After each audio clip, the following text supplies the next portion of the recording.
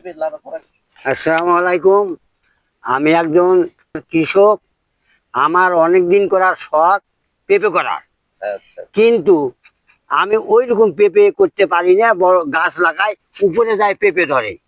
তে এক লোক আমাকে বললো, লোক কৃষি অফিসে যাও, যাইলে পারে তাদের কাছে পরামর্শ নাও, তাইলে পারে ভালো জাতের বীজ লাগাবেন, গাছ লাগাইতে পারবেন।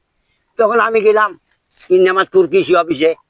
অফিসে যায় যে যা অফিসার আছে, সে আমার ভাতিজা হচ্ছে সম্পর্কে, ওই নাজমাত নাজিবুর রহমান, তার কাছে পরামর্শ করলাম। তে বলছে এই জাতের পেঁপে, বাবু জাতের পেঁপে যদি গাছ ওই চারাটা লাগান, তাহলে গোড়ার থেকে পেঁপে ধরবে এবং পেঁপে খুব বড় বড় হবে। তখন আমিও একটু খুশি হলাম।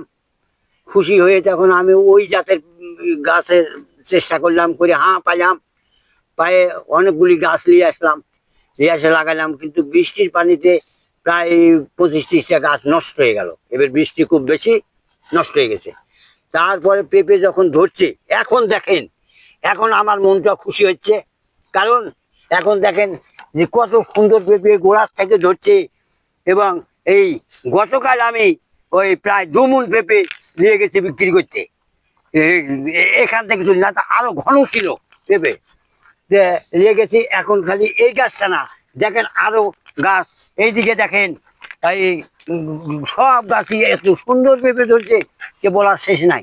একমাত্র কৃষি অফিসারের পরামর্শেই আমার এই উন্নত হয়েছে, নাহলে এই উন্নত আমি করতে পারতাম না। পেঁপে একটি সেনসিটিভ ফসল। এই ফসল আবাদ করলে পুরুষ গাছের সংখ্যা বেশি হয়। সাধারণত হাইব্রিড জাতের পেঁপে গাছ লাগালে পুরুষ গাছ হয় না। আপনারা অনেকে পেঁপে গাছ বাড়িতে লাগান, ছাদ বাগানেও লাগান, অধিকাংশ গাছই পুরুষ হয়।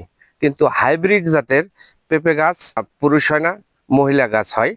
আর হাইব্রিড জাতের গাছের গোড়া থেকেই ফল ধরা শুরু করছে বা ফল ধরেছে, এটাই তার প্রমাণ। আপনারা পেঁপে যদি চাষ করতে চান, হাইব্রিড জাতের পেঁপে চাষ করবেন। এই জাতের প্রধান বৈশিষ্ট্য হলো গাছের গোড়া থেকে পেঁপে ধরে। আপনারা যদি উদ্যোক্তা হতে চান, তাহলে হাইব্রিড জাতেরই পেঁপে চাষ করবেন।